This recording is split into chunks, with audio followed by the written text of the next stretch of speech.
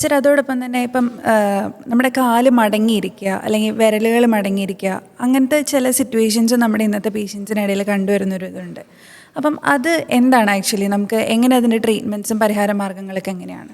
Usually ഇത് hallux valgus, തന്തവിരൽ സൈഡിലേക്ക് വളഞ്ഞിരിക്കുക എന്നുള്ള പ്രശ്നങ്ങളാണ്. വാതരോഗികളിലാണ് മെയിനായിട്ട് ഇത് കാണുന്നത്, അല്ലാത്തവർക്കും കാണാൻ സാധിക്കുന്നുണ്ട്. അപ്പോൾ അങ്ങനെയുള്ള കേസുകളിൽ നമ്മുടെ ഫുൾ ഡൈനാമിക്സ് മാറുകയാണ്. നമുക്ക് കാണുമ്പോൾ ചെറിയ വിരൽ തിരിഞ്ഞിരിക്കുന്ന പോലെ ആണെങ്കിലും ഫുൾ ഫൂട്ടിൻ്റെ ഡൈനാമിക്സ് ഇതിനെ ബാധിക്കും. അപ്പോൾ അത് യൂഷ്വലി നമ്മൾ തുടക്കത്തിലൊക്കെ നമുക്ക് ചെറിയ സ്പ്ലിൻ്റൊക്കെ ഇട്ട് അത് പ്രോഗ്രസ് ചെയ്യാതിരിക്കാൻ ശ്രമിക്കാമെങ്കിലും മിനിമലി ഇൻവേസീവ് സർജറി തന്നെയാണ് അതിൻ്റെ ബെറ്റർ ഓപ്ഷൻസ്. സർ മറ്റൊരു ഓപ്ഷൻ ഞാൻ പേഴ്സണലായിട്ടും കൂടെ ഒന്ന് ചോദിക്കുകയാണ് സർ. ഇപ്പം പലപ്പോഴും പെൺകുട്ടികൾക്ക് എപ്പോഴും ഹീൽസ് ഇടാനായിട്ട് ഭയങ്കര ഇൻട്രസ്റ്റ് ഉള്ള ഒരു ഏരിയ ആണ്. നമ്മൾ കുറച്ച് സ്റ്റൈലിഷ് ആയിട്ടും ഫാഷൻ ഫോക്കസ് ചെയ്ത് പോകുമ്പോഴത്തേനും ഹീൽസിനോട് കുറച്ച് ഇൻട്രസ്റ്റ് ഉണ്ട്.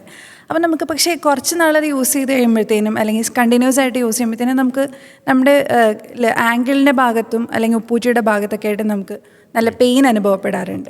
അതേപോലെ തന്നെ നടക്കുമ്പോഴും ബുദ്ധിമുട്ട്, അങ്ങനത്തെ ഇഷ്യൂസ് ഉണ്ടാവാറുണ്ട്.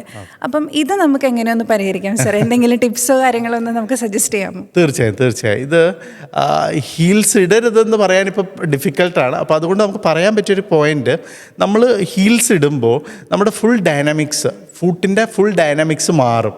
നമ്മൾ നടക്കുന്ന പാറ്റേൺ മാറും. അപ്പോൾ അവിടെയുള്ള പ്ലാന്റാർ ഫേഷ്യ സ്ട്രെച്ച് ആവും, അതുപോലെ തന്നെ കാഫ് മസിൽ സ്ട്രെച്ച് ആവും.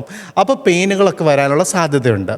അപ്പോൾ യൂഷ്വലി നമ്മൾ എന്ത് സജസ്റ്റ് ചെയ്യുമെന്ന് വെച്ച് കഴിഞ്ഞാൽ, ഹീൽസ് ഇടുന്ന എല്ലാവരും ഒരു സ്ട്രെച്ചിങ് എക്സസൈസ് കണ്ടിന്യൂ ചെയ്യുക, അവരുടെ ജീവിതത്തിൻ്റെ ഭാഗമാക്കി മാറ്റുക. ഹീൽസ് ഇടുന്ന പോലെ തന്നെ പാദത്തിൻ്റെയും അതുപോലെ തന്നെ ഹാംസ്ട്രിങ് മസിലിൻ്റെയും അതുപോലെ തന്നെ കാഫ് മസിൽസിൻ്റെയൊക്കെ സ്ട്രെച്ചിങ് നമ്മുടെ ജീവിതത്തിൻ്റെ ഭാഗമാക്കുക.